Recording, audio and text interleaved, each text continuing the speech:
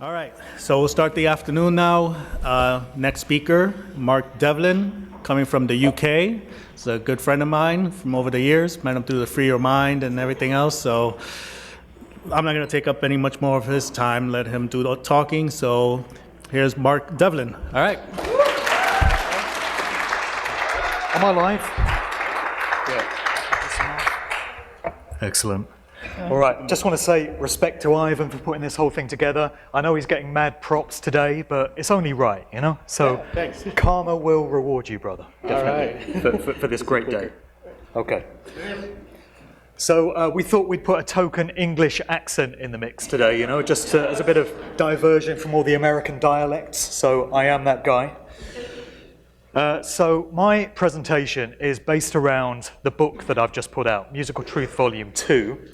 It could be titled Music as Mind Control, which is the overall subject, but an alternative title could well be It's Not As If We Weren't Told. So this is addressing the concept of placing the truth of a matter in plain sight, which we'll see many times as we go along. So there's 4 parts to this. Just by way of a brief bit of background, I've been a radio and club DJ out of the UK for the last 28 years. And in 2010, I came to some realizations about the true nature of this place in which we live. And I came to some comprehensions of who's really running the show, the groups and the networks that are controlling all these different aspects of human life, which is very different to the official version of things that we're told. I came to understand that mind control is everywhere and that I'd lived an entire lifetime under its influence.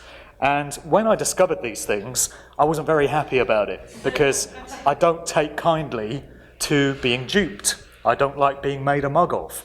So what I wanted to understand was how the industry that I'd been a part of, the corporate music industry, has played its part in culture creation, social engineering, and mass mind control over the decades. So I threw myself into that type of research. And the first result of that was my first book, Musical Truth Volume 1, which came out in 2016. That was the result of 5 years' worth of research into these subject areas. I've since put out Volume 2, which came out just the other week, and it takes the story further. And I could probably write one of these books for the rest of my days, however many of them I've got left, hopefully a fair few yet, and get up to about Musical Truth Volume 73, and the story still wouldn't be adequately told. But what I'm going to do today is present some aspects from the new book. It might seem like we're darting around a bit. It might seem like these are very disparate subjects, but there are themes that tie them all together. The theme of duplicity and deception is always there, because that's what these things are done for. And the concept of placing the truth in plain sight and giving us an opportunity to understand what's being done to us is always there as well. So these are themes that bind all these things together. And there's 4 parts to this presentation. So let's dive into it. Part 1, I've titled The Second Summer of Love, 1967 Counterculture Rebooted for a New Generation. So we're on an anniversary this year. It's the 30th anniversary of the acid house scene that kicked off in the UK at the tail end of 1987, but encompassing all of 1988, which came to be dubbed by the media of the time the Second Summer of Love. There's clue number 1. I was a part of this scene, and I remember it very well. When I started to get into all this research and I came to understand that any kind of fad, any kind of trend, any kind of movement that sweeps up vast numbers of people in its wake is not allowed to evolve naturally and organically and under its own steam, but it always occurs under the direction of one of the groups or the agencies that specialize in shaping culture and steering it off in certain desired directions. So I became very interested in revisiting the acid house scene with new eyes.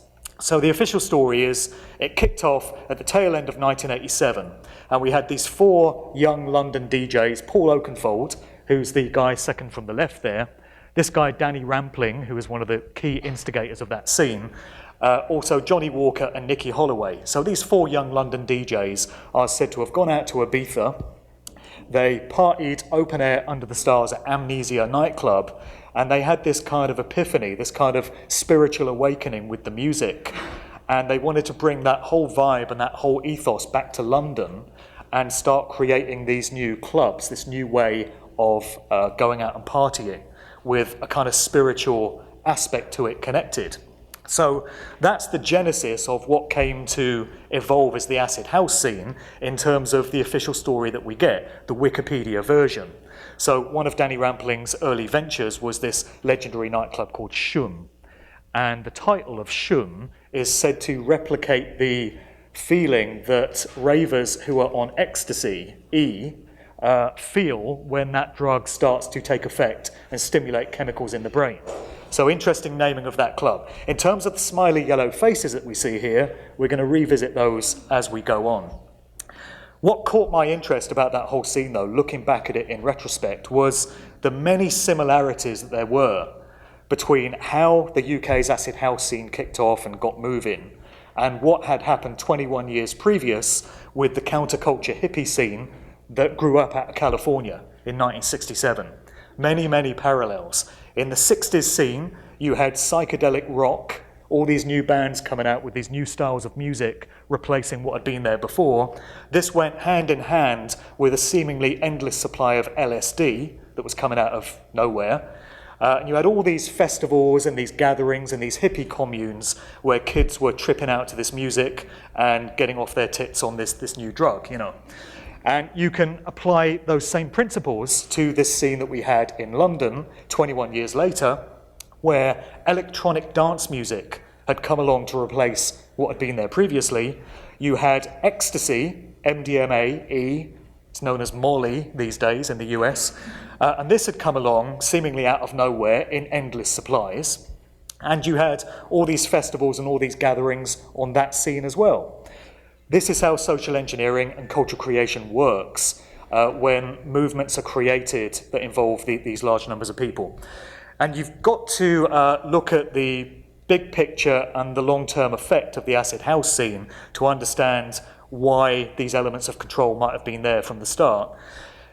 And we can look at what that scene has led to. In 2018, we have a massive worldwide electronic dance music scene, which is popular in pretty much every country in the world and sees hundreds of thousands of young people going out every single weekend, listening to digitally produced electronic music, quite often under the influence of mind-altering drugs, and all together in these communal kind of gatherings.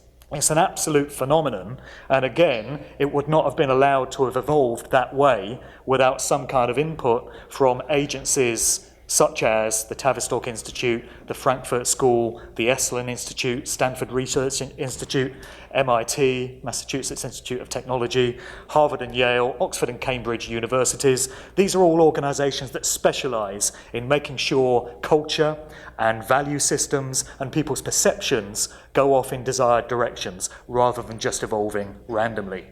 We can look back at some of the artwork that was around in that 1967 Summer of Love, and it's very similar to artwork and symbolism and icons and motifs that cropped up in the acid house scene 21 years later.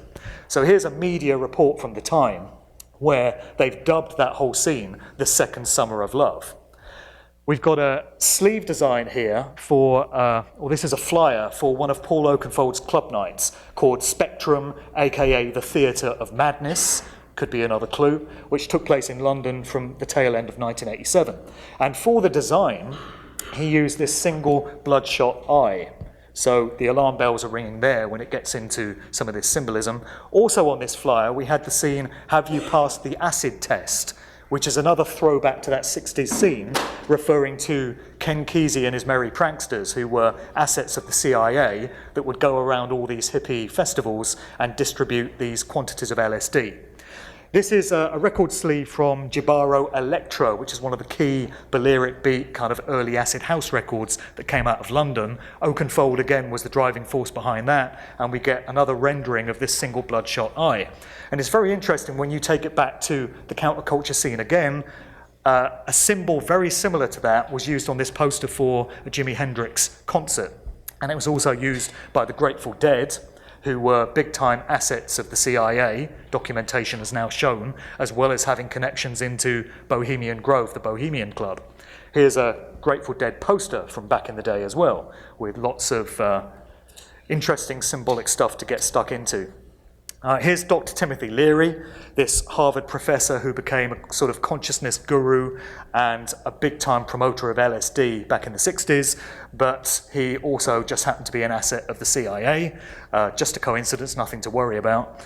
But it's interesting that on a whole bunch of these acid house records that came out of London in the late 80s, Leary was being sampled, vocal samples, the phrase turn on, tune in, drop out was being used. It's as if clues were being planted to subliminally let people know that this scene came from the same kind of agencies and groups that the previous scene had. It was just a rebooting for a new generation on the opposite side of the Atlantic. Here's another Grateful Dead poster from way back. We see similar imagery to what was happening in the 60s cropping up on a whole bunch of these early flyers, from the acid house scene, which led into the early rave scene in the UK in the 90s, and that gave way to the big super clubs, such as Ministry of Sound, Cream, Gatecrasher, and such, which is where this whole clubbing scene was kind of brought into a more controlled environment in these big clubs, where it could be more closely monitored and surveilled. Some of these early flyers are very disturbing. That's how I feel about it anyway. We've got a scene here that looks like it would be at home in one of Aleister Crowley's sex magic parties. We've got this woman with a strap on doing an alien against a block there, and all kinds of other stuff going on. This is a flyer for Apocalypse Now, which was a big dance music rave organised by this guy, Tony Colston Hayter, who was a stockbroker and a public schoolboy that came out of the British establishment. And he was one of a number of promoters that came out of that establishment scene that was involved in promoting some of these early parties and getting that whole scene off the ground. So this one is pretty disturbing. You've got this maniacal-looking guy with a smiley yellow-faced badge, and that doesn't make me feel too settled and, happy. Here's another one, Genesis Biology, one of these early raves with all kinds of Masonic and occult imagery going on. Rain Dance, there's another one. This one is for an event called Rage, where you've got what appears to be a demonic entity presiding over some kind of planetary conjunction. So the themes we're getting in all this imagery very early on are to do with consciousness, spirituality, metaphysics, esoteric subjects, all that kind of stuff. And it's being subliminally implanted into the minds of the people that were in this scene right from the very start. Here's one called Holocaust 89, with the world going up in some kind of mushroom cloud. So not much programming going on there. As I say, the key to this whole scene going off the way it did was the ready availability of all these ecstasy pills.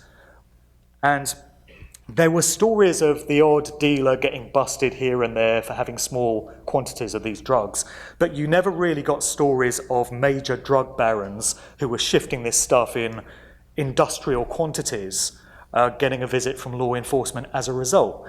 These pills flooded the market every weekend. Many clubbers and ravers got to the point where they couldn't enjoy a night out properly until they'd necked 3 or 4 of these pills. And a lot of them came out in branded batches as well. So you had icons and motifs etched onto the pills themselves. The bottom row there were called Mitsubishis. They were one of the most popular brands of E back in the early days. And they've got the Mitsubishi corporate logo etched into them. We've got the smiley yellow face etched into another batch. And I think the idea of having these different batches and colours and engravings on the pills is because those that were monitoring the scene wanted to know where certain batches ended up and which ones were becoming the most popular. That was kind of valuable information. This is an excerpt from the Wikipedia entry for a guy called Howard Marks. This was the autobiography that he put out, My Last Pill and Testament. He was a big-time drug smuggler, and he became something of a celebrity because of it. He's featured in the movie Human Traffic, where he's kind of held up as a modern-day Timothy Leary, a cultural hero, a consciousness guru, because of the vast amount of drugs that he shipped over the years. So in this excerpt from his Wikipedia entry, we find By 1972, he was making £50,000 with each shipment. By the end of the year, he is approached by Hamilton Macmillan of the Secret Intelligence Service, MI6, here we go, a friend from Oxford University who recruited Marx to work for MI6 because of his connections. So we've got a link there straight away from one of the most prodigious suppliers of E, because Howard Marks was involved in that acid scene big time in putting a lot of this stuff out, and military intelligence. And what I'm proposing here is that military intelligence has its fingerprints all over this scene, as we'll see as we progress a bit further as well. One of the central motifs of this whole acid house scene was the smiley yellow face. So we saw this everywhere in 1988. It was definitely the emblem of the time. People were going out raving in smiley yellow face t-shirts and hoodies, and it was appearing on all the artwork and all the decor in the big raves. The smiley yellow face has quite a long and checkered and dubious history. So directly before it was employed in the acid house scene, it cropped up in the Watchmen series of graphic comics that was put out there by an animator by the name of Alan Moore out of the UK, who also happened to be an occultist, who showed a great reverence for the magic teachings of Aleister Crowley. Surprise, surprise. We'll encounter Crowley many times in this story. He does tend to crop up like a bad smell. So the emblem for the Watchmen was the smiley yellow face with a blood splattering in the corner of the face. And this cropped up as the sleeve design for one of the very early influential records on that whole UK scene, which was Bomb the Bass, Beat This. It goes back further. The smiley yellow face cropped up in the American advertising industry in the 1970s. It was favoured by a lot of these Madison Avenue agencies, and the idea was Americans were kind of shaking off some of the bad feeling that there was in society with the Vietnam War and with all the civil unrest and all the protests that were going on at that time. And the idea of the smiley yellow face was to just make people feel a bit happier and feel good about life. So it was used a lot in that context before it was then adopted by the Watchmen in a slightly more sinister context. But it gets more sinister still because in the book I have a section detailing what's come to be known as the smiley face killings. This is a series of murders of young men, and the pattern is always the same. These are guys of college age. They're usually athletic and high academic achievers, and they're last seen on their way home from drinking at bars or clubs or parties. The next thing anyone hears about them, their bodies wash up in water somewhere. So it's a lake or a river or a creek. And in the vicinity of many of these murders, a smiley yellow face has appeared daubed onto a tree or a rock or somewhere in the vicinity. These murders have occurred all over the States, so it can't feasibly be the work of one deranged serial killer going around doing the lot. It's got to be coordinated by a network. But it's quite infuriating that the police and the mainstream media don't seem to be linking these various murders together and making a pattern out of them. So when you see them reported, they're presented as if they're a series of random standalone events. Recently, we've had similar occurrences happening in the UK. The pattern is the same. It's these young men last seen going home from bars or parties, and their bodies then wash up in water. There's been a concentration of these in the West Country area, Bristol, Bath, that kind of region, and also in Manchester. And not in all cases in the UK, but in a few, and in most of the cases in the US, you get the smiley yellow face left at the scene of the killing. So I'm suggesting that there's a little bit more to know about this particular motif. It's got a very dark and checkered history, and we really should ask ourselves why it came to be adopted as the central icon of that whole acid scene. Looking long term then at what that all led to, it brings us up to present day, where we've got these massive dance festivals with hundreds of thousands of young people in attendance at a time. Many of them take place in sports arenas or in extremely large venues where you'd ordinarily expect bands like U2 to be playing. But instead, you've got DJs like Paul Van Dyke and Tiesto, Afrojack, Calvin Harris, David Guetta, these kind of guys, assuming messianic type positions from the DJ booth. They're up there as if they're on an altar addressing a congregation in a church, holding out their hands in Christ-like poses and completely presiding over the mood and the overall consciousness of the assembled crowd of many, many people. So there's some very heavy subliminal mind control going on in terms of what people are getting from these events. The music at these events is all electronic and digital in nature. And when you have music produced in that way, based around sound frequencies, you have all kinds of opportunities if you don't have humanity's best interests at heart, and if you're interested in monitoring and surveilling the results of such things, to implant all kinds of nefarious things into the sound frequencies that occur on an unseen level, but are nevertheless being absorbed by these people in attendance. When you couple that with the visuals that you get beamed onto the screens at these events, which, as I said, are often very spiritual, esoteric, metaphysical, occult, sometimes Kabbalistic, Masonic. And when you combine that with the fact that many of the people in attendance at these events are on mind-altering drugs, you've got potentially a very deadly cocktail of influences which is going into the subliminal minds of all these people and which they're taken away with them. It amazes me that so few people seem to see this and so few people seem to be talking about it. As far as I know, there are no other public speakers or authors or researchers that are joining all these dots and showing this scene for what it is in the present day. There's a lot of denial from people that attend these events that this kind of thing could be going on. I suppose it's understandable in a way because people don't want to have to accept that a scene that is very dear to them, that dictates their very lifestyle, could be something other than what they thought it was. But it does amaze me how all this stuff is being missed. The current day glut of big electronic dance music festivals is being used to push transhumanism. The futurist AI smart grid society, which we're not only being coerced towards, we're already living in, to be honest. It is only going to get pushed further, we can see from the plans that are in place, but we're already living in this reality now. I wish it was some other way, but that's the truth of the matter. And what these events are now being used for is normalizing this type of society, these ways of doing things, this reliance on technology, a reliance on computerized, digitized ways of doing things, and this transhumanist merging of humanity and technology. This, to my mind, is the real expression of the New World Order that we've heard so much about over the decades.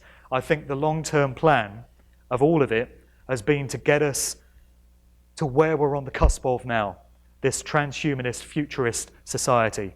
And a way of getting large numbers of young people to go along with this and to be of the view that it's actually a great idea, isn't technology cool, isn't it great what we can now do, is to normalize that whole thing in the subconscious of people that attend these events. I'm stating that that's what these events are being used for. That is my position on it. Many will disagree, but it's pretty blatantly obvious to me that that's what's going on. Talk about an elephant in the room. We can look at some of the names of these big events which take place all over the world, and you start to see some patterns forming. So these are the ones where you get hundreds of thousands of young people at a time. You get all the same names performing at them. It's always Paul van Dyk, it's always Calvin Harris, it's always David Guetta, Steve Aoki, guys like that. Dream State, Trance Nation, Velvet Hypnotized, Atlantis, Spring Awakening, Awake, Awakening Fridays, Dream Beach, Delirium Eternity, Electronic Family, Digital Society, Digital Dreams, Tomorrow World, Tomorrowland, Future Music Festival, New Horizons. As you can see, these take place all over the world. In many cases, it's the same corporations that run many of these events, so they'll be responsible for 4 or 5 of these on the list. And they're just pushing this whole thing all the time. Digital, electronic, awakening, not the kind of awakening that we're interested in, but their version of what this awakening should be. Awakening to this transhumanist nightmare future that they've got prepared for us. Just before we leave this aspect of the story, going back to what I mentioned about stuff that could be getting loaded into the sound frequencies, somebody sent me this which was a very interesting post from someone that wants to remain anonymous. But in it, they mentioned the artist Bass Nectar, who's a DJ producer out of California, I believe. And this person says, my friend was with Bass Nectar as they were both approached by a government agency to use dubstep noise and heavy bass as carrier waves for psychotronic attacks. She walked away, but Bass Nectar embraced it and now entranced a generation with terrible music used to program the mind. That's what's going on. Here's one of the key players in it, a guy called Paul van Dyk, a German electronic dance music producer and DJ. He appears at many of these big events, as I say. Here's quite an interesting hand sign. Don't have time to go fully into hand signs today, but it's all in the book. Here he is being illuminated by rays in some more interesting subliminal imagery. Here's a very interesting sigil which has appeared on his record sleeves and on his flyers for many, many years. You've got this triangle type arrangement with two corners cut out, resembling two pyramids. And I puzzled for ages over what this symbol could possibly mean. Saw it everywhere. During the course of my research, I just happened to stumble across, on the right here, this outdated logo for British military intelligence, MI5. This was a symbol that was used by MI5 from the 1950s through to the 1970s. When you invert the Van Dyke logo, it starts to look very similar to this logo for British military intelligence, where you've even got the capstone at the top with an all-seeing eye in it, and you've got the corners cut out down the bottom looking like two additional pyramids. And it doesn't even end there. So you have Steve Aoki, who's an American-Japanese DJ producer, and on the flyer for one of his events, you see the same symbol being wheeled out, complete with the capstone and the all-seeing eye. So it is my view that every now and again we get little visual indicators and clues and calling cards letting us know who's really behind these scenes. It's done in the knowledge that the vast majority of people looking at this stuff will have no idea what it means. It will go straight into their subconscious mind, but it won't be consciously processed. Only a few are going to be able to properly recognize what's being done. But as far as the controllers go, who are, at the end of the day, occultists, so these are groups and individuals that understand the nature of reality, and they understand how energy can be manipulated to bring about certain desired situations. When they've got that kind of advanced knowledge and the general public that they have in their crosshairs doesn't and knows nothing about it, they have a major tactical advantage over them.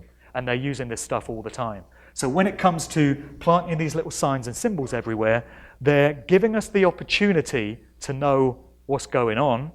If we're too ignorant and too profane to understand it, as far as they're concerned, that's our hard luck. They've done their bit by giving us these clues. It's revelation of the method. It's placing the truth in plain sight. It's their way, in their minds, of cheating the karma that would ordinarily come down on them. They feel that by letting us know what's going on, when we don't object, they've gained our tacit consent, because consent is very central to how these spiritual dynamics work. We're going to see some more examples of that as we go on as well. This section is called No More Heroes, and it's all about these individuals that people elevate to revered positions. We put them on pedestals, whether it's politicians that we happen to like, whether it's celebrity chefs that we see on TV, whether it's favorite Hollywood actors, whether it's sports stars, or whether it's musicians, or even DJs and producers. It's time to have no more heroes. During the course of the research for this second book, I've got a lot into culture creation, social engineering, and the concept of lifetime actors. Lifetime actors is a term that was coined by the researcher and author Joe Atwill. And what it refers to is people that we think of as one thing, so a politician, an actor, a musician, and they're in the public eye because of that, and they become a household name. So you could stop the average person in the street and say, have you heard of Arnold Schwarzenegger? Have you heard of Tim Peake? Have you heard of Timothy Leary? And people are going to say, yeah, of course I know who that is. So the idea is that anyone that has attained that level of familiarity is going to have had their career facilitated for them. They're going to have been placed there. You wouldn't have ascended the ladder and got to that level of fame and recognition under your own steam, in the same way that fads and trends aren't allowed to develop in that way. It's all made to happen. So the whole world of lifetime actors and culture creation makes you question so many of those that you've put up there on a pedestal and that you've looked up to. And it's been a very difficult process for me, because there are certain DJs that I used to revere as demigods. They used to be big inspirations for me. I've had to reassess my view of them now that I've come to discover what it is they're a part of, and now that I've looked at some of the affiliations and the associations that they've got.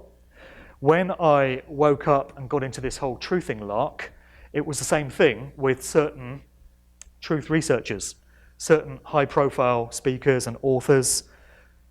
I elevated them to that same position of reverence, and I've had to reassess one or two of those, unfortunately. So it's a difficult process for people to come to terms with. And what I do, and what many other researchers in this field do, is a very difficult job, because nobody wants to hear that their personal hero or their guru may not be all they thought they were, or that there's more to know about them. I'm not out to try and piss on anyone's parades. I don't take any joy in telling people that a scene or someone that they've looked up to is manipulated or is the result of military intelligence or something like that. It's just when I come to comprehend that this is the case, I feel a responsibility to communicate it to other people so that they have the chance to accept that information. They may well scoff at it, they may well reject it, but now they've heard it. They've got the opportunity to look into it themselves if they choose to. So we've got to stop having these heroes. We've got to start recognizing that we are the only heroes that we need. We've got to be our own individual heroes. You don't really know what the background is of these people. You get the public version of them, you get the Wikipedia version, which is all the surface gloss and all the polish and, you know, the version of this person that they want you to see, but you don't really know who they are. With yourself, you know you can trust yourself, and often you're the only person you know you can trust. Getting into some lifetime actors then, so much of why they're placed there comes down to their bloodlines. It's all about ancestry, genealogy, the bloodlines that they come from, going through the generations. And you discover some very surprising things when you delve into this whole area. David Cameron, the former British Prime Minister, is 13th cousins with Kim Kardashian. Who would have believed this is the case? So you have different expressions of the same bloodline. One of them has been ushered into this influential position as British Prime Minister in the world of politics. The other one is Kim Kardashian. And I've actually got no idea what she does. So she's famous, but nobody seems to know why she's famous. So that's an example of a facilitated career. And we now understand why she's in that prominent position and somebody else isn't. This is Kim Kardashian with Marina Abramovic, who's the witch that was involved in the spirit cooking dinners connected to that whole Pizzagate mess. So interesting company that she keeps. Back to David Cameron. Cameron and Boris Johnson, the former mayor of London, are 8th cousins. They both attended the Bullingdon Club out of Oxford University, which is a kind of fraternity quite similar to Skull and Bones. I guess it's Oxford's version of that. And they were there in the same year. Also there was George Osborne, the former Chancellor in the UK. And then all three of these emerge into the world of politics at exactly the same time. And the public is asked to believe that they all just got there randomly by working hard and, you know, that's all there was to it. These people are placed there. David Cameron is 5th cousins with the Queen of England. So, you know what I mean. So that must mean that the Queen is in some distant way related to Kim Kardashian. What the fuck? It's a total mindfuck. Prince Charles, some years ago, came out in the mainstream media quite proudly proclaiming that he was descended from Vlad the Impaler of Transylvania, on whom the Count Dracula legends were based. So here we've got Prince Charles on the left and Vlad the Impaler on the right. Oh no, sorry, that's Camilla, sorry. Easy mistake. we have this one as well, which, as far as I know, has not been validated. It remains a theory or a rumor, but it's a quite compelling one in my book, which is that the notorious occultist Aleister Crowley had an illegitimate daughter who turned out to be Barbara Pierce, better known as Barbara Bush, the wife of George Bush Sr. So certainly all the timelines work out there, and there does seem to be something of a family resemblance between these two as far as I'm concerned. It would not surprise me in the slightest if that turned out to be a valid one. Back to Bill Gates. Now this guy gives me the creeps. I don't know about anyone else, but I find him just creepy guy, really. So we think of him as the boss of Microsoft. The official version is that he was this geeky kind of college nerd, and he was good with computers, and he invented Microsoft in his garage, like you do.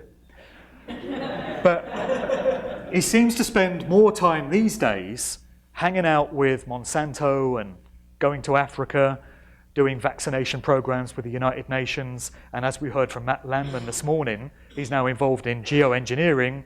He's got his finger in the whole GM foods pie as well.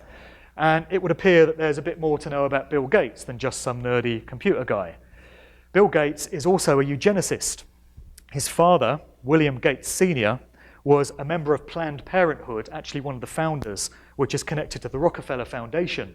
And it's all about population reduction, getting rid of undesirable elements of society. So here's a quote from Bill Gates talking about doing a really great job on vaccines and lowering a population rate by 10 to 15%. That is the mindset of these individuals. And when we come to eugenics, you should look up some of the quotes of Margaret Sanger, who was the founder of Planned Parenthood, some of the views that she has about us, the general public, and what should happen to us, to get an idea of the psychopathic mindset of the people that are running these institutions. Arnold Schwarzenegger, well, he's a bodybuilder, right? And an actor. Or is there more to know about him? If you can judge a man by the company that he keeps, what does this say about Arnie? It would appear that his career was facilitated and he was put into the public eye so that we all become familiar with him. And once everyone knows who he is, his real work begins. This is how they do it time and time again. Stephen Hawking, or is it? How many Hawkings? So this guy is put out there as this brilliant mind. We hear that he's a genius. Time and time again, you have it indoctrinated into you that Stephen Hawking has a brilliant mind. Well, a lot of questions have emerged recently about whether we're actually looking at the original Stephen Hawking, given that this guy went down with ALS, motor neuron disease, in the 1960s. So we're told that he's lived for about 55 years with this condition, when medical experts that have spoken about this previously have said that most people cannot expect to live more than about 20 years once they've been diagnosed with that condition. What I think we've been looking at over the decades is a number of actors, here we go again with actors, wheeled out to play the public role of Stephen Hawking. Sit in a wheelchair, lean to the side, drool a bit, and just use the voice box to express whatever you want to say. So when we're talking about the world of lifetime actors, we can't leave this one out. That, to me, looks like a composite of many different individuals. We're not looking at pictures of the same man. Ugh.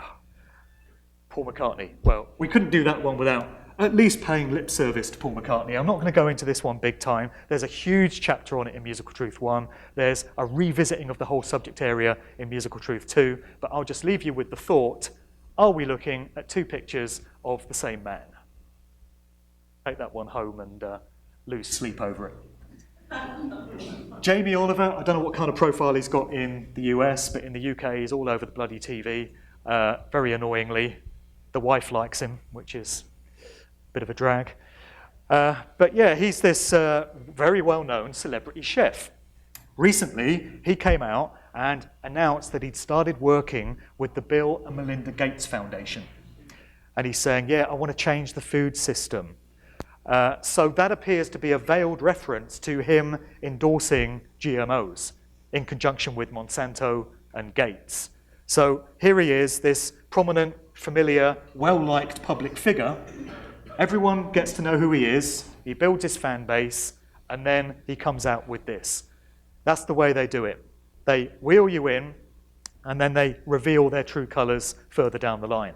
Russell Brand, don't know how many people fell for his particular brand of bullshit when he came out a couple of years ago talking about we need a revolution of consciousness and we need a more egalitarian society and all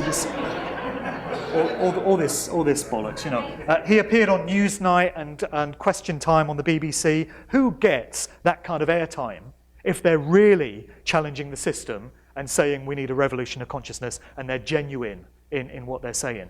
I think we've all seen the true colours of Russell Brand now. I think a similar thing has happened in the US with Jim Carrey recently, right? So he's been doing a whole bunch of interviews and he's been talking about consciousness and his awakening and all this kind of thing. Jim Carrey is an actor. Russell Brand is an actor. You know, actors rehearse scripts. They memorize them. They recite them on cue. Can you really trust a Hollywood actor that is moving in those kind of circles at that kind of level? Can you really believe that a message they're going to put out on mainstream media is going to be genuine and is from the heart? Or is it going to be manipulated and contrived in some way? More heroes. Gordon Warson, who is the guy that, he was actually a propaganda officer for JP Morgan Bank. And then in 1957, he went down to Mexico and started researching the effects of psilocybin mushrooms, magic mushrooms, and came back, had a big Time magazine feature done on him, and became a new consciousness guru for magic mushrooms. This was a precursor for the counterculture that was about to come in the following decade, where it was all about LSD and all the rest of it, and Warson kind of got people used to the idea of psychedelics through magic mushrooms. But his connections speak for themselves. There are memos and correspondence that has come to light in recent years showing that he was in the employ of the CIA. And actually that trip down to Mexico was paid for by the CIA's MKUltra program, Subproject 58. There's a pay requisition which has become available. I think it was Jan Irvin of Gnostic Media that put that out into the public. And so we now know who he was. Terence Mckenna, again, revered as this consciousness guru, this guy that talks about the uplifting aspects of psychedelics. But he made a very interesting comment, which I don't have here, but it's in the book, at the Esalen Institute in California when he was speaking there in 1994. And he mentioned that he was hiding out down in Panama in 1971, and he got a visit from the FBI. He said, they called up with me and they invited me to be on their payroll. They said, a guy with a mouth like yours could have a job with us. And he said, from that point on, I've been working in deep cover positions about which the less said, the better. So that seems to be an admission from the horse's mouth that this guy, at least for a time, was working in conjunction with the FBI. So are they ever who we think they are? Leary, again, big CIA connections. The Grateful Dead, this group that were very much the poster children, I guess, for that whole counterculture, turn on, tune in, drop out psychedelic scene. As discussed, connections there to the CIA, connections to Skull and Bones. Pretty much by their own admission, you know, members have talked about their connections to the CIA. So it wasn't this organic grassroots band that just grew up out of that whole scene. They were clearly placed there by certain agencies that make these kind of things happen. A really classic example of lifetime actors going back to that same period would be Jim Morrison of The Doors. He's pretty unrecognizable here, right, on the left. This is the original clean-cut collegiate Jim Morrison with his dad, Admiral George Stephen Morrison, on the bridge of his father's ship that he commanded. And this is a very well-known fact now, largely as a result of the work of Dave McGowan in his book Weird Scenes Inside the Canyon, where he exposed the fact that Jim Morrison's dad was the Navy admiral in charge of the fleet of ships involved in the Gulf of Tonkin incident, which kick-started the Vietnam War and embroiled America in that whole affair. So what we have is a rock star who is thought of as being anti-war, anti-establishment, stick it to the man, youthful rebellion, all of that, the poster child for that whole ethos.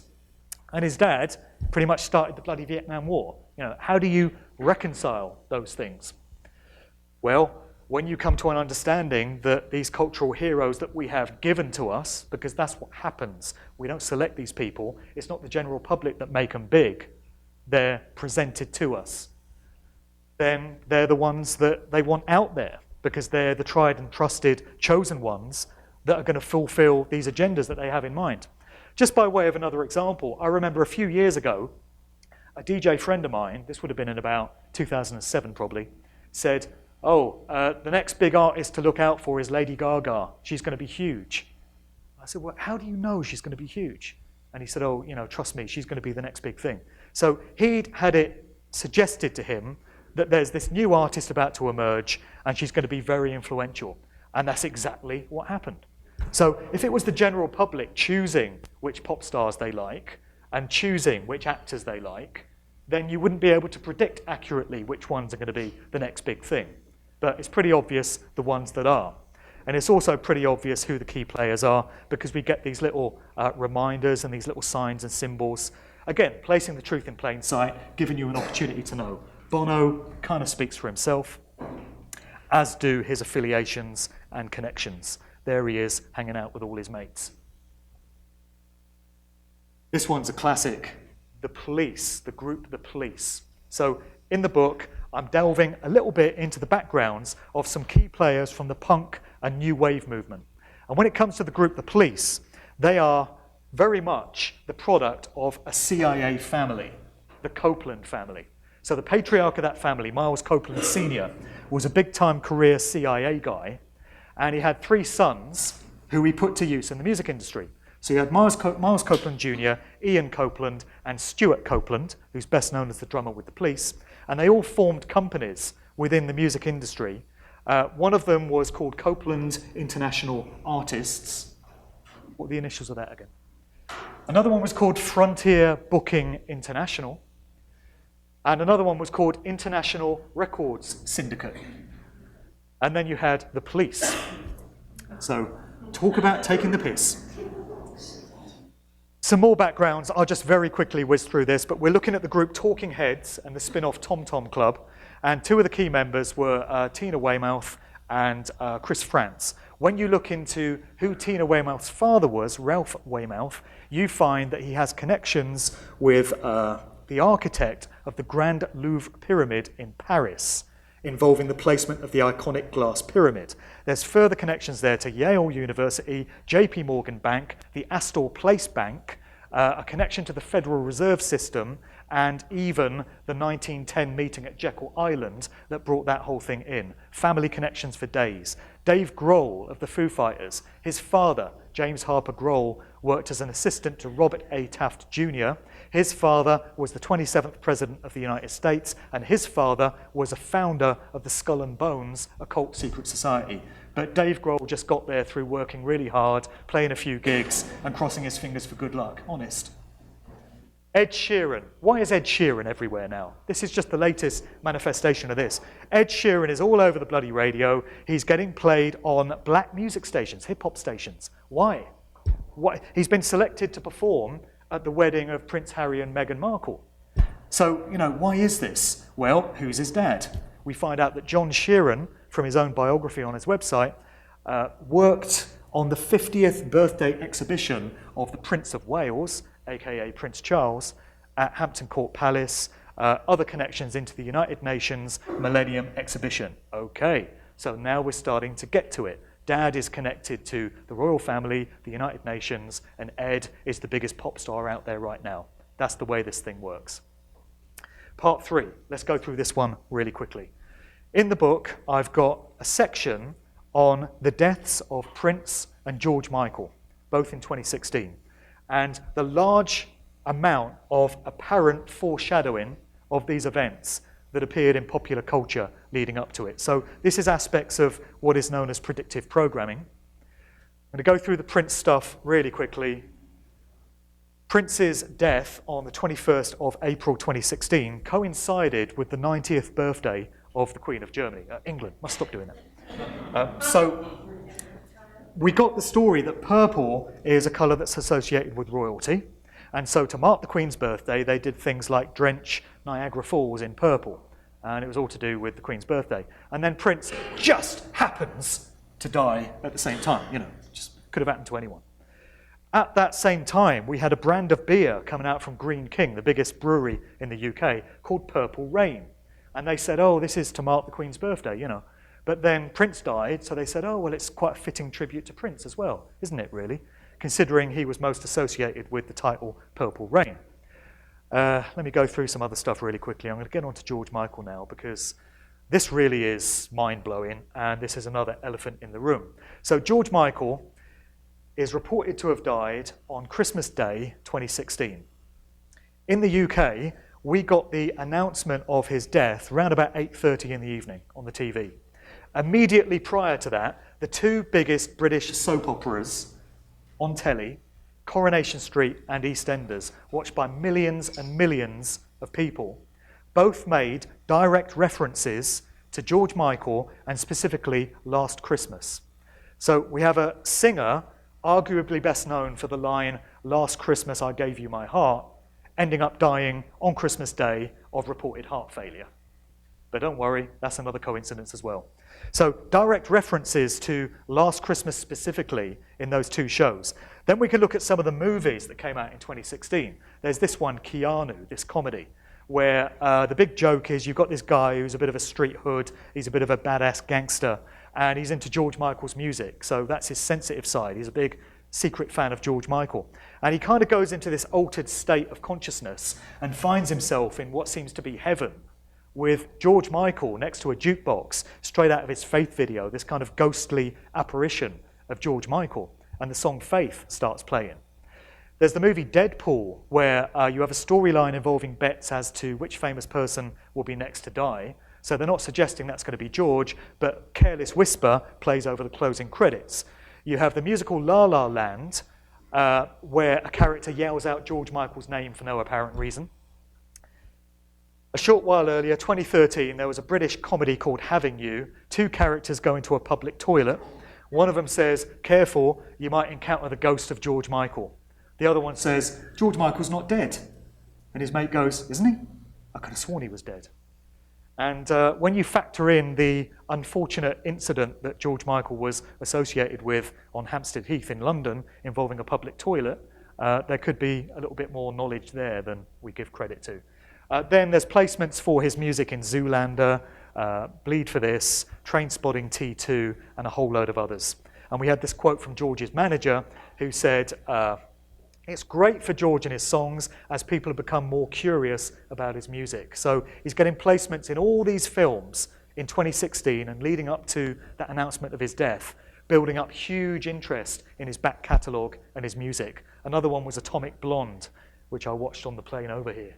And there's a scene where Charlize Theron's character is waiting in an apartment for these police to come, and it ends up in a big showdown. She puts on the CD player, and it's George Michael's father figure that's playing, of all the artists. So a very interesting thing about George Michael is the relationship that he had with this guy, Fadi Fawaz, who was said to be his partner. Although there are members of George's family, specifically his cousin, that have said Fadi was never George's partner, the family didn't like him, and he just kind of hung around. And there were stories after George Michael's death of this guy taking up residence in his London house, and the family were trying to get him out, and they couldn't remove him. So it brings some questions as to what his true nature might have been. When you get into the area of mind control programming, which is absolutely endemic throughout the entertainment industries, you have to ask yourself whether this relationship could have been a mind control subject handler type situation, particularly when you factor in this picture that appeared in the UK Daily Mail, where you've got George in what seems to be a kind of trance-like state. He doesn't seem to be all there. And he's got Fadi Fawaz leading him by the arm, you know, guiding him down the street, very much assuming the role of what you'd imagine a mind control handler to be. Fadi Fawaz was previously friends, not in a relationship reportedly, but friends with Stephen Gately, who was a member of the Irish boy band Boy's Own. Stephen Gately dropped dead instantly, I think it was on holiday in Mallorca a few years ago, of what was said to be sudden adult death syndrome.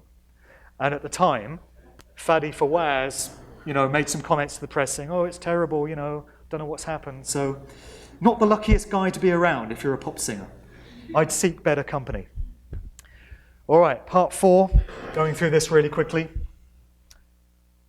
I did a lot of work in volume 1 on the occult symbolism that's getting placed in music videos, contemporary music videos. So output from the likes of Rihanna, Beyonce, Kanye West, Miley Cyrus, Britney Spears, Lady Gaga, artists of that ilk, Taylor Swift, Katy Perry, all the rest of them. And you see the same motifs cropping up time and time again. This is a Justin Timberlake video, I think. You got the mirror image there, which is hinting at mind control and dissociated personalities. It's also in a pyramid shape. You've got the covering of one eye. We see the rendering of a single eye time and time again. You've got this one from will.i.am and Miley Cyrus, where you've got a shattered mirror effect. That is a direct symbolic reference to trauma-based mind control and satanic ritual abuse, and what happens to a human mind when they take a child from a very young age and traumatize them. And they cause the mind to dissociate from reality and to shatter into these different programmable personalities. That's why so many of these pop artists that we have are always on script. They're always adhering to the agendas that are set out for them because they're mind controlled. There's so much evidence to show that this is the case. You have some of these artists switching between different alters and different personalities during interviews when the programming starts to break down. But what we have here is a direct reference to the shattering of those personalities that takes place. Again, right there in plain sight. This is will.i.am pushing transhumanism, always appearing as a cyborg or a robot, just normalizing that whole thing. Katy Perry video, take your pick with the symbolism. Justin Timberlake normalizing transhumanism again. Pyramid with an all-seeing eye. The Sugar Babes depicting mind control subjects that are dissociating. When you see dolls or teddy bears or other things like that, mannequins with fractured limbs, missing an arm, missing an eye, something like that, that's all hinting at childhood trauma-based mind control as well, the destruction of innocence that takes place. So having understood how all this stuff was going into contemporary videos, I thought to myself, wouldn't it be interesting to go back to the 1980s, which is the decade where I grew up and got into music, and look at some of the videos that were getting put out in that decade to see if the same motifs and the same calling cards were there all along. Didn't know what I was going to find. Would you believe it? There they all are. And the thing about 1980s pop videos is so many of them were produced specifically for this new advent of MTV, which came along and provided a showcase for music promos to reach massive amounts of people, millions upon millions of people who wouldn't previously have had an opportunity to see these pop videos. So I went back over some of these favorite artists. Adam Ant is a great one to get into. Adam Ant is on record as being bipolar. So he's been quite open about the fact that he's got mental illness. But I would suggest that there are many little visual clues in his videos to suggest that it goes beyond bipolar and gets us into the realms of mind control programming, because all the telltale signs are there. In the video to Prince Charming, it takes place in a Masonic lodge with the black and white checkerboard floor. They're all dressed up like they're at some kind of elite, eyes wide shut style party, and there's plenty more of that to come. Diana Dawes has a cameo in this video as the fairy godmother, and when she waves her wand, Adam morphs between these different personalities. Wonder what that could mean. There he is playing the part of Alice Cooper at the end of the video. Little piece about Adam Ant's father. Again, when you do digging into the parents, it becomes very interesting. His name was Alfred Leslie Goddard. He was jailed in the 1980s for being part of an elite paedophile ring, which was involved in procuring children for use by politicians and the rich and famous. Sidney Cook, another notorious British paedophile, was connected with that ring as well, and there are connections from there going into Jimmy Savile. So this is Adam Ant's dad, who, by the way, was in the military. And when we get to military family backgrounds, that becomes very interesting as well. Plenty more of that in the book, not enough time to get into it today. Kim Wilde, subject of many teenage, happy moments for me. So lots of stuff in her videos. She's still performing now at the age of 56. So she put out this song last year, and the video has a black and white checkerboard Masonic style floor. And I think there was another one which is missing here, but one of her early videos, Checkered Love, 1981, she's on a black and white checkerboard floor representing duality. Fast forward to 2017, exactly the same motif is appearing. We also get this leopard in the video, and we see this motif of big cats, whether it's leopards, tigers, lions, cropping up many times as well. And this is a hint at beta programming, which is connected to monarch programming. It's all part of MK Ultra. It's all trauma-based mind control. This one is sex slave programming, basically. Marilyn Monroe was the archetypal emblem of that particular style of mind control programming. It's sex slaves that are put into various positions, as Marilyn is reported to have been with JFK and others.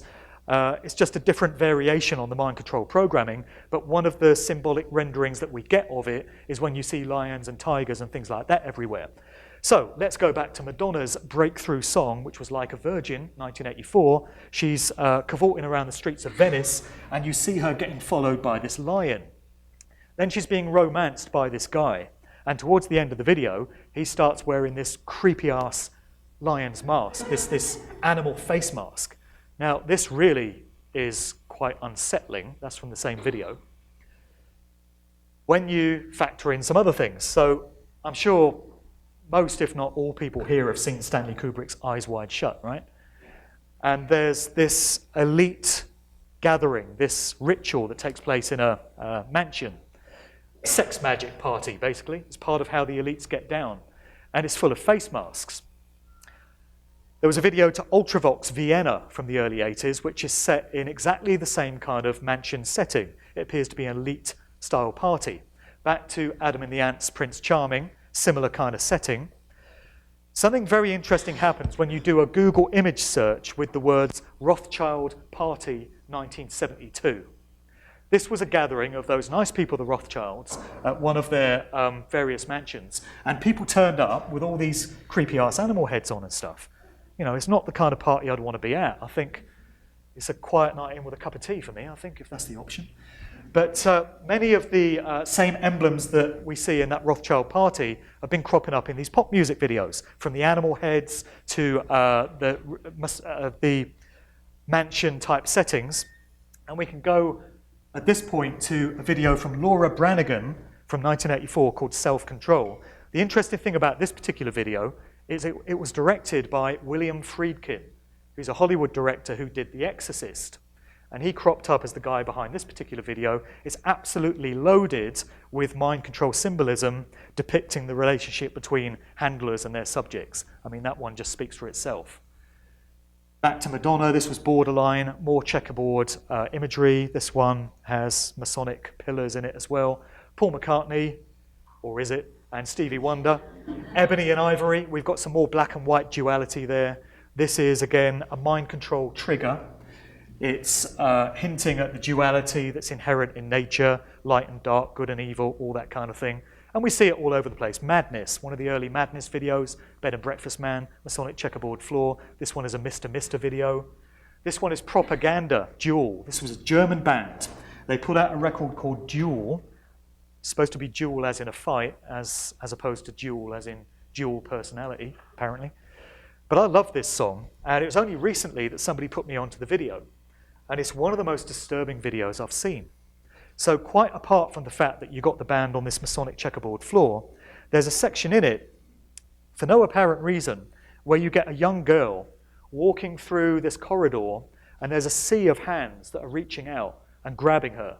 And she's clearly, you know, hating it, and she's being molested. The next thing you see, there's an image of her in a mirror. Remember that mirrors are used to symbolize mind control and satanic ritual abuse. Next scene, she's grown up into the lead singer of Propaganda. Next scene, she's an old lady, a gran. She's got a doll in her hand. She uses the doll to smash the mirror. There's so many different icons and motifs there, all hinting at lifelong satanic ritual abuse. What the hell is that doing in a 1980s pop video?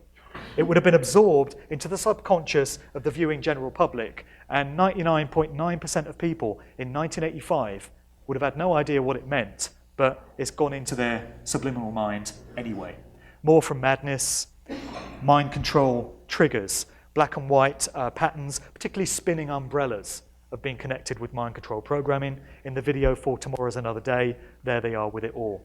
This was a mind control victim, a satanic ritual abuse survivor, who created this picture to kind of express her sadness and her trauma. And isn't it interesting that she's drawn one of these black and white checkerboard floors to express herself? Michael Jackson, Blood on the Dance Floor, there we are again, and there's some hints at 9/11 pre-programming there, 9/11 foreknowledge. Puppets, mannequins, it's all to do with mind control, it's all to do with dissociative identities, multiple personalities, Thomas Dolby with a ventriloquist dummy in Hyperactive, head appearing in a cube, Kate Bush, many renderings of Kate Bush, 3 versions of her, 2 versions of her. This seems to be hinting at split personalities as well. And I know people don't want to hear it about Kate Bush. I didn't want to hear it. Loved Kate Bush's music, always thought she stood out from the crowd, always thought she was something special, but the imagery speaks for itself. Also the fact that she took a CBE from the Queen about 4 years ago. And finally for this section, Gary Newman. If anyone remembers Gary Newman. He emerged late 1970s. He was all about synthesizer pop, very early days of synthesizers. But think about his name. His original name was Gary Webb. He renamed himself Gary Newman, Gary New Man. This is early transhumanism. This is them starting to normalize this agenda way back in 1979. And his whole image was kind of robotic, was kind of electronic. That's the way he put himself across. And in his videos, we get all the same kind of imagery cropping up as well. Fritz Lang's Metropolis. This is a movie coming out of Germany in 1927. And it depicted the future 100 years from then. So that's only 9 years away from where we are now. And it depicted a dystopian future where technology and cyborgs and robots were running things, and you had an elite ruling class presiding over the masses in these futuristic cityscapes. That is incredible foreknowledge, nearly 100 years into the past, of the type of society that we're heading towards right now. This has been a long-term plan. Let me start to wrap up. Globes. What could a bunch of globes be doing in mind control videos? Can't think. All right, final one in this section, going into Matt Landman's talk again earlier. Depeche Mode, one of the videos for their Enjoy the Silence. The band are filmed at the very top of one of the towers of the World Trade Center. And there's a point in the song where Dave Garn, the singer, says, "Come crashing into my world." Wrapping it all up then, breaking spells and severing ties. So this is what it's all about. The reason I do this work, the reason I try and reach large numbers of people with this symbolism, with the idea of placing the truth in plain sight, is because once you have an understanding, or a comprehension, as Ivan would say, I should stop using understand. Once you comprehend how this stuff is being used, you get it out of the realm of the subconscious mind and into the conscious, where it can be properly understood. And when you watch one of these videos again, and you see the shattered mirror or the doll with the missing arm, now you know what it means. It's no longer working its occult magic on you, on that subliminal level. So it's very important that large numbers of people come to understand how symbolism is being used, how mind control is embedded into popular culture, and how many of these cultural heroes that we have are in fact lifetime actors sent in there to do a job. I've got some lyrics to finish off with. This is from an awesome rapper called Elias Clay, female rapper. I had hoped that she could make it to this weekend, but evidently not. She's got a great song called Wake 'Em Up. In it she says, "To be honest with you, I don't really know how we're going to change this, but we have to." Another lyric, which I love, and I'll finish off my book with it, is from Tina Turner's We Don't Need Another Hero, 1985. It was for the Mad Max Beyond the Thunderdome movie. And in it, she says, "We are the children, the last generation, and I wonder when we're ever going to change." Those are the key lines. I'm very conscious of the fact that my generation, and the generation that we all represent, is the last one that has any kind of memory of how society used to be. A time before everyone had their face buried in smartphones, a time before chemtrails, a time before the smart grid. So we bear the responsibility for heading off this madness that's waiting just around the corner for our kids and the future generation. That responsibility falls on our shoulders and our shoulders alone, because once our generation is gone, there goes that connection back to the past. So that's why lyrics like "We Are the Children, the Last Generation" resonate so much with me. And another one which really sums up the point is from the Manic Street Preachers: "If you tolerate this, then your children will be next." And that's one that's going to strike at the very core of anyone that has kids, as I do. So it's very important that we take on that responsibility. There are many ways in which we can take action against the control system that we have. Everyone's contribution will be different, but a contribution has to be there. It's not enough just to take this information and say, that's interesting, I understand it so much better now. You know, action is required in some form or other. So I want to thank everyone for listening today. That pretty much wraps it up. I've got copies of my book outside. All the stuff that I've talked about today is in Musical Truth Volume 2, and a whole lot more besides. Other than that, thank you for coming. Thanks again to Ivan. Hope you'll stay for the rest of the day for some more great speakers, and thanks for listening.